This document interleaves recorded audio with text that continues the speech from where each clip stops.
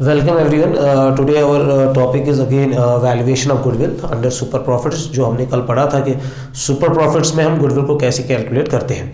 Today what we will do, आज हम थोड़ा सा super profits की मदद से हम आज goodwill को फिर से पता करेंगे. लेकिन एक क्वेश्चन है जुनेजा चावला की बुक में, जेके बोस की जो बुक है, सीएम मोहन जुनेजा चावला की बुक है, आर के महाजन और मानव अग्रवाल, इनकी इस ऑथर की बुक्स में सुपर प्रॉफिट्स का लास्ट क्वेश्चन नंबर ये 16 है. ठीक है, ये हमारा एक क्वेश्चन है, यहाँ पे क्वेश्चन नंबर 16 है उस बुक का.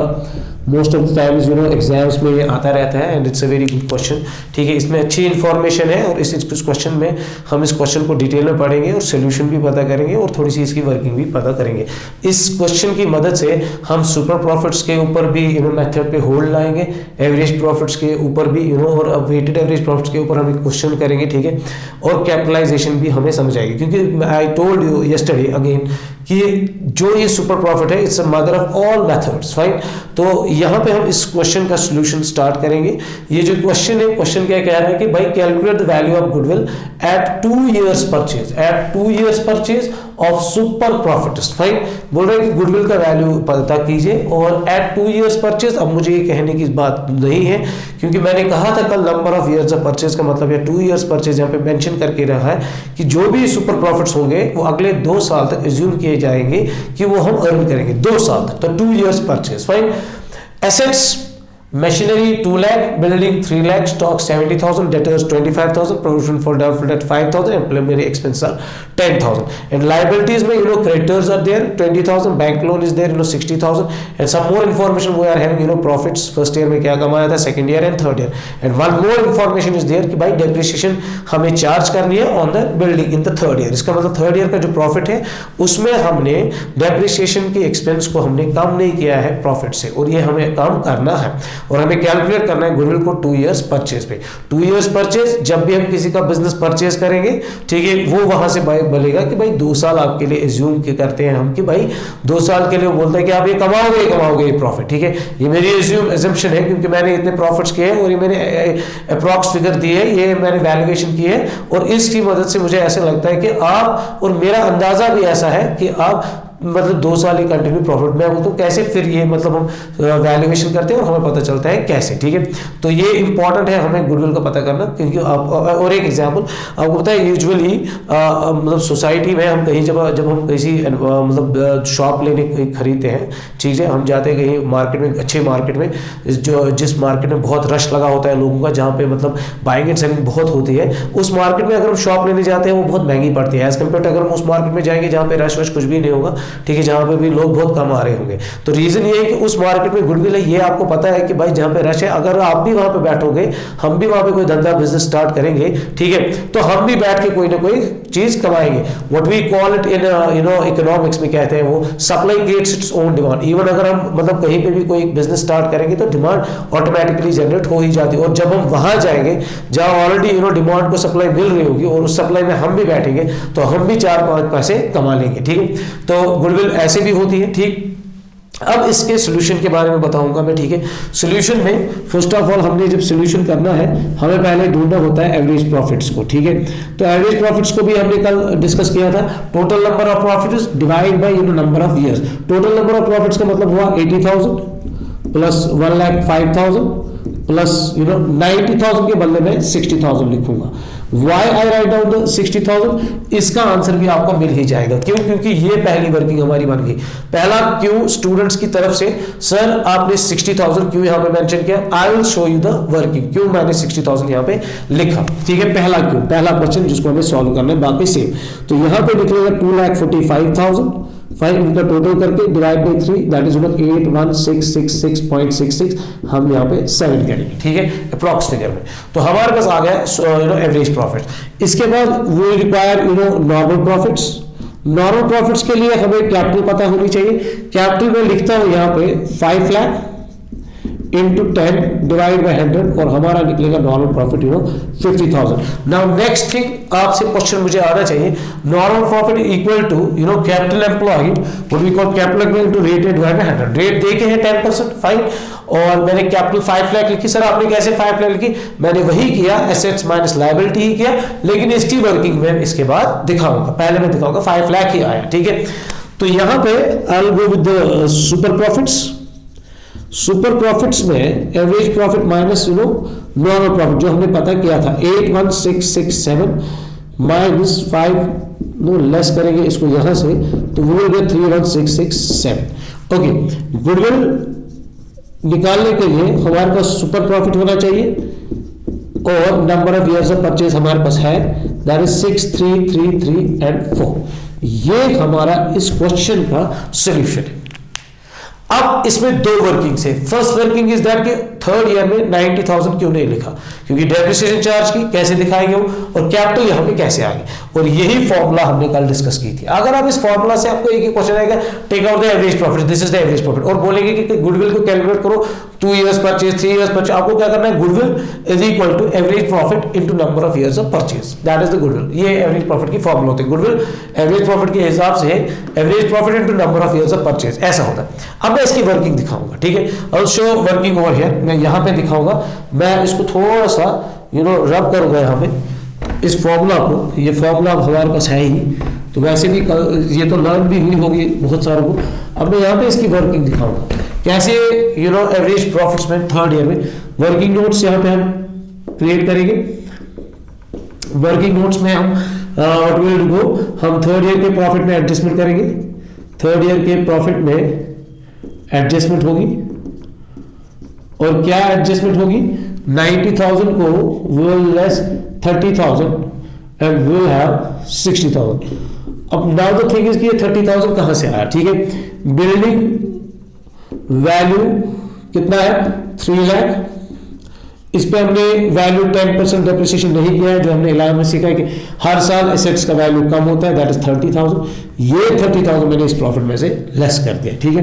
और इसकी वजह से न्यू वैल्यू ऑफ बिल्डिंग जो रहेगा that will be 3 lakh minus 30,000, this is equal to 2,70,000। This was the first, ये वर्किंग हमने फर्स्ट की 90,000 केवल 60,000 कैसे आया, ठीक है। हमने डेप्रिसिएशन चार्ज की और उसको प्रॉफिट से कम कर दिया, ठीक है, और नया वैल्यू साथ साथ हमने बिल्डिंग का भी निकाला। सेकंड जो वर्किंग नोट, इसमें कैपिटल कहां से आई, capital equal to assets minus liabilities, और एसेट्स की बात करूं तो machinery 2 lakh, as well information वहां पे बिल्डिंग का value 2,70,000, this was very important. Third thing stock 70,000 ही रहेगा, और डेटर में यहां पे आप लिखूंगा 20,000, बिकॉज मुझे लगता है प्रोविजन फॉर डाउटफुल डेट्स मैंने क्रिएट किए 5,000, इट मींस हमें खतरा लगता है डेटर्स का एटलीस्ट 5,000 का, जिसपे हमने प्रोविजन क्रिएट किया आउट ऑफ प्रॉफिट, ठीक। तो यहाँ पे 20,000 में लिखूंगा।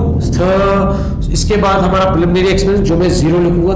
सर वाई हमने क्यों नहीं प्रिलिमिनरी एक्सपेंस ऐड किए, ये तो हमारे एसेट्स होते हैं, ये हमने इसलिए नहीं किए, इनको हम बोलते हैं फिक्टिशियस एसेट्स। जब भी गुडविल का वैल्यू कैलकुलेट करना होगा तो इसमें एक्सक्लूडिंग करते हैं हम क्या, फिक्टिशियस एसेट्स का वैल्यू। फिक्टिशियस एसेट्स का वैल्यू हम we exclude that, हम उसको निकालते हैं। अब फिक्टिशियस एसेट्स को क्या होते हैं, वो जो हमने 11th में भी डिस्कस किए हैं कि भाई फिक्टिशियस एसेट्स जो होते हैं, these are those assets जो मतलब ऐसे खर्चे, प्रिलिमिनरी एक्सपेंस ऐसे खर्चे होते हैं या फिक्टिशियस ऐसे होते हैं जो मतलब जिनका वैल्यू रियलाइज हम नहीं कर सकते इन फ्यूचर, ठीक है, जो हुए होंगे जिनसे हम बेनिफिट उठाएंगे फ्यूचर में, लेकिन उनका वैल्यू हम रियलाइज नहीं कर सकते। वैल्यू रियलाइज करने का मतलब जैसे बिजनेस स्टार्ट नहीं हुआ अभी, हमने कोई एडवर्टीजमेंट कर दी, डेफर्ड रेवेन्यू एक्सपेंस, ठीक है, हमने कोई एडवर्टीजमेंट पहले कर दी, इसका वैल्यू रियलाइज ही नहीं हुआ, ये तो हमने करके रखी, इसका फ्यूचर में बेनिफिट आएगा, लेकिन ये कहीं पे मतलब एंटर होगी ही नहीं, क्योंकि बिजनेस अभी स्टार्ट भी नहीं हुआ था और हमने प्रमोशन को स्टार्ट कर दिया था। छोड़ दीजिए,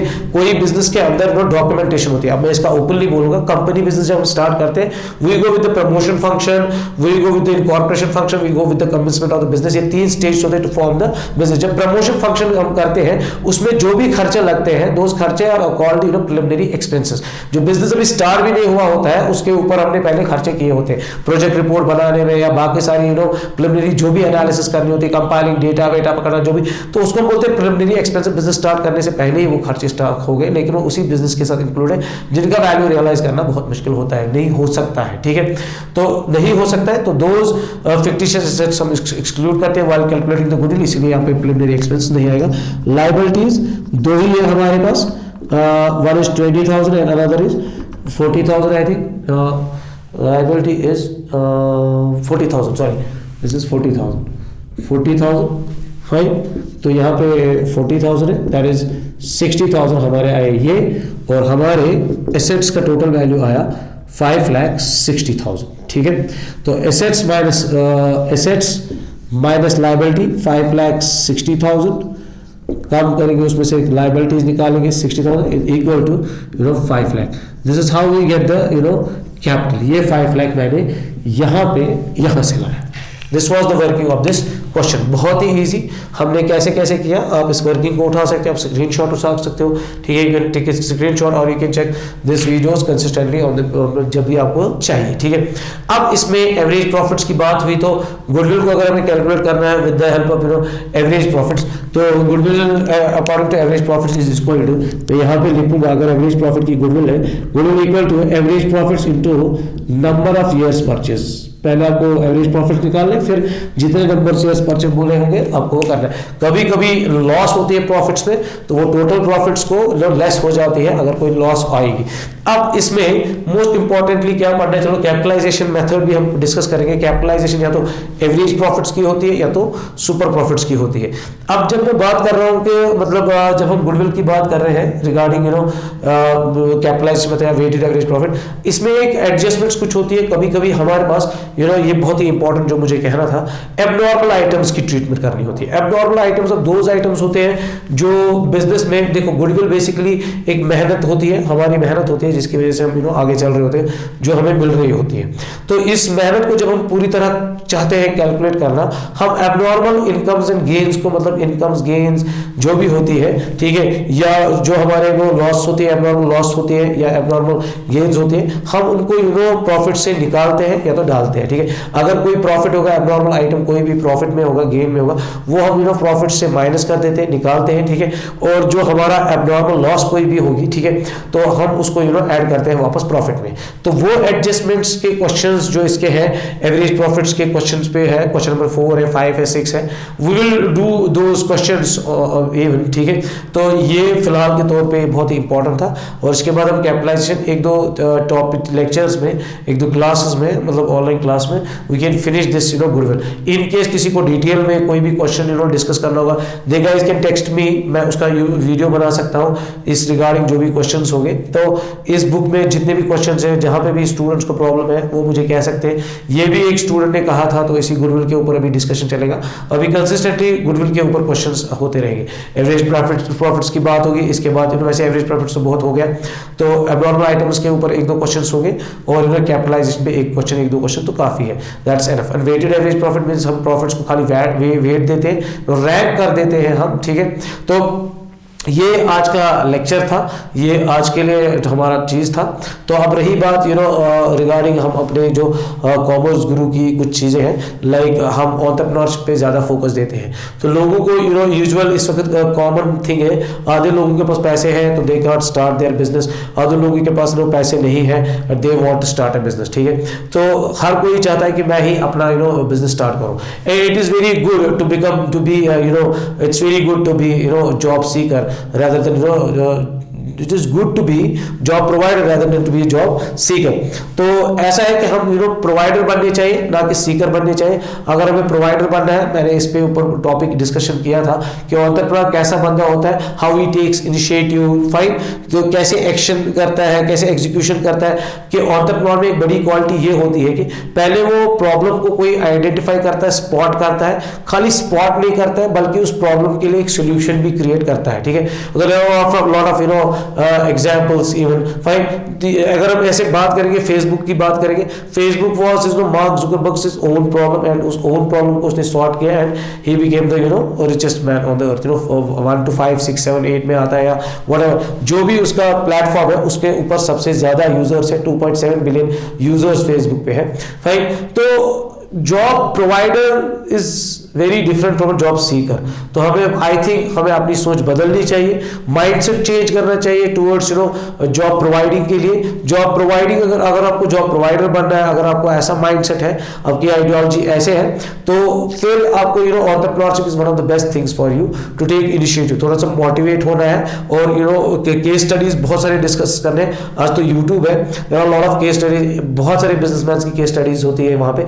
आप सारे बिजनेसेस की केस स्टडीज कोशिश कीजिए पढ़ने की, बहुत ज्यादा से ज्यादा डिटेल में पढ़िए, कैसे उन्होंने स्टार्ट किया, कैसे कहां कहां पे प्रॉब्लम आई, कैसे उन्होंने सॉल्व किया उस प्रॉब्लम को, कैसे एज अ टीम उन्होंने काम किया। ये भी मैं कहूं कि जिसको बड़ा होना होता है उसको टीम बनानी पड़ती है। तो MBA is completely management degree, I myself MBA fine. तो मैनेजमेंट ऑर्गेनाइजेशन क्रिएट करना, टीम बनाना और उस टीम के साथ काम करना, it's a very good thing. Don't become a self employed person only, but try to become business owner also. Business owner हो गया जिसके अंदर लोग काम करेंगे, जिसका एक सिस्टम क्रिएट हुआ होगा, देन बिकम इन्वेस्टर। तो बिजनेस ओनर बनने के लिए कंप्लीटली एक मैनेजमेंट का एस्पेक्ट है। और मैनेजमेंट कैसे काम करती है, फर्स्ट ऑफ ऑल आप कोशिश किया कीजिए प्लान करने की। किसी भी काम को जब आपको कोई भी गोल अचीव करना होगा, first of all plan for that, ठीक है। Then organize the things, fine, organization कीजिए, ऑर्गेनाइजिंग किया कीजिए उसके साथ। फिर उसके बाद उसके ऊपर स्टाफिंग किया कीजिए। स्टाफिंग उसके अंदर कितने बंदे आते हैं मैं भी इनका बता दूंगा।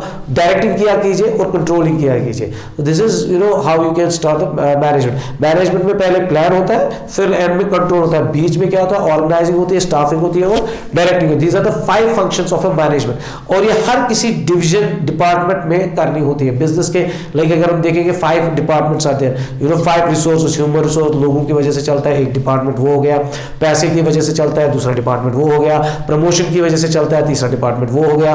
पैसे कहां से लाना है, ठीक है, वो डिपार्टमेंट हो गया, ठीक है। Production department is there, fine. तो 5 जहां पे आपको कोई चीज बनानी है, दैट इज योर डिपार्टमेंट। जहां कोई चीज कहीं पे बेच रहे हो वो एक डिपार्टमेंट है। उसके ऊपर planning, organise, staffing, directing, controlling. हर किसी डिपार्टमेंट और डिवीजन के ऊपर, 5 डिपार्टमेंट और डिवीजन के ऊपर हमें planning, organizing, staffing, directing, controlling करनी होती है।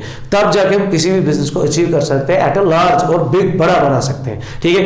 एक इंसान में इतनी कैपेबिलिटी नहीं होती है कि वो सारे फंक्शन, सारे डिपार्टमेंट में, सारे डिपार्टमेंट्स को खुद ही होल्ड करे। इसीलिए अगर हमें बड़ा काम करना होता है, we need to delegate our authority and responsibility. तो डेलीगेशन चलती है मैनेजमेंट में, हम डेलीगेट करते हैं, किसी और के ऊपर नो रिस्पॉन्सिबिलिटी देते हैं, जिसकी वजह से हमारा काम भी आगे बढ़ता है। This is all about a little tip about management. ये वैसे भी स्टूडेंट्स 12th क्लास का भी इस वक्त इंपॉर्टेंट टॉपिक है। और ये नॉर्मल जो भी बिजनेसेस कर रहे हैं हमारे मतलब कश्मीर में, जम्मू में, कहीं पे भी, तो उनके ऊपर भी है कि भाई जब भी आप कोई बिजनेस स्टार्ट करोगे, first of all plan, then organize, then staff, then direct, then controlling, ठीक। तो इसमें ऑल ऑफ अ सडन आप पढ़ोगे और सुनोगे नहीं होगा जब तक आप कंसिस्टेंटली एग्जीक्यूशंस नहीं करोगे।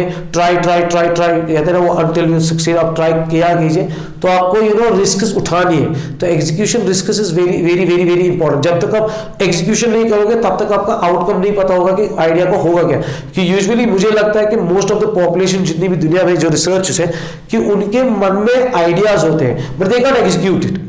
Everybody is having thousands of ideas, दिन में बहुत सारे आइडियाज आते रहते हैं, या किसी का आइडिया होता है, लेकिन अनटिल अनलेस आप उसको एग्जीक्यूट नहीं करोगे तब तक आपको पता नहीं चलेगा कि ये आइडिया मेरे लिए सही था या कैसे इसको ठीक करना है, क्या मतलब ये अभी तक मतलब जस्ट हमने एक इमेजिनेशन की होती है, उस इमेजिनेशन को या उस प्रोजेक्ट वर्क को हमें एग्जीक्यूशन में लाना पड़ता है। फाइन। अब ये इंपॉर्टेंट है कि आपने अगर एनालिसिस की भी, अगर आपने पूरे स्वॉट एनालिसिस पूरा चलो स्टैटिस्टिकली की, रीजन बेस्ड, फैक्ट, स्टिल आपको एग्जीक्यूशन में आना पड़ेगा। आपको प्रोक्रास्टिनेशन नहीं करनी है, मतलब आपके जहन को रिस्क उठानी है। To try to create that kind of ability जहां पे आप एग्जीक्यूशन कर सकते हो, एग्जीक्यूट दैट आइडिया। जब तक आप एग्जीक्यूट नहीं करोगे तब तक आप आगे नहीं बढ़ोगे, और जो एग्जीक्यूट नहीं करता है वो सबसे ज्यादा रिस्क में होता है। एग्जीक्यूशन का मतलब ये नहीं है कि आप रिस्क उठाते हो फिर आप डरते हो, अरे मैं उसमें कुछ नहीं होता, उसमें जस्ट लॉस ऑफ मनी हो जाएगा और कुछ भी नहीं हो जाएगा, और वो भी सारा नहीं हो जाएगा, और आप वहां से सीखोगे। अगर आपने कोई एग्जीक्यूशन नहीं लिया तो आप फंस जाओगे, समझ आ रहे हैं? वो सबसे बड़ी रिस्क है। That's called entrepreneurship. एंटरप्रेन्योरशिप में पहले माइंडसेट को हम ऐसा ही बनाते हैं, आपको एग्जीक्यूट करना ही करना है। लोग उसको क्रिटिसाइज करें, क्या करें, कुछ ना करें, लेकिन आपको एग्जीक्यूट करना है। You have to try it, fine. और अगर वो लोगों की प्रॉब्लम को किसी को सॉल्व करता है, आपको एट अ लार्ज देखना पड़ेगा, ठीक है। तो आपको देखना है सोसाइटी में क्या प्रॉब्लम्स है, टाइम टाइम में कंसिस्टेंटली ये बात कहूंगा। तो this is a very easiest way to become entrepreneur. Entrepreneur का माइंडसेट ये होता है कि to identify the problem, fine, to solve the problem, fine, उसको सोल्यूशन देना, by providing the solution to that problem. तो वो प्रॉब्लम आइडेंटिफाई करने के लिए it's a very important thing, आपको थोड़ा सा रीडिंग करनी पड़ेगी, यू नो, केस स्टडीज पढ़नी पड़ेगी, सो दैट कि आपका माइंड थोड़ा क्रिएटिविटी में आ जाएगा। तो जब बार बार कोई चीज करते हैं, that gives experience and that creates, you know, creativity, fine. फिर आप कंसिस्टेंटली, यू नो, स्पॉट कर सकते हो अपॉर्चुनिटीज को, ये आपकी आदत बनेगी। But try to spot opportunity and not only try to spot opportunity, but try to give a solution to that problem, fine, that वो सॉल्यूशन हमें क्रिएट करना पड़ेगा। I hope this topic will help, you know, all the people, you know, जो भी ये देख रहे हैं, हर किसी इंसान के लिए इंपॉर्टेंट चीजें हैं, नॉट ओनली 12th या 11th क्लास के स्टूडेंट्स या बीबीए मैनेजमेंट या एमबीए एमकॉम स्टूडेंट्स की बात में कर रहा हूँ, या किसी को भी whosoever wants to become an entrepreneur, और उसके मन में है कि मैं तो आपको थोड़ा ऐसा माइंडसेट बनाना पड़ेगा कि जहां पे आपको रिस्क उठाना पड़ेगा। एमबीए डिग्री या बीबीए डिग्री या कॉमर्स की कोई भी डिग्री जो भी हम बुक्स पढ़ते हैं, इनसे हम, यू नो, मिनिमाइज करते हैं रिस्क को, fine, we can't wipe out the risk. Okay, thank you very much, fine.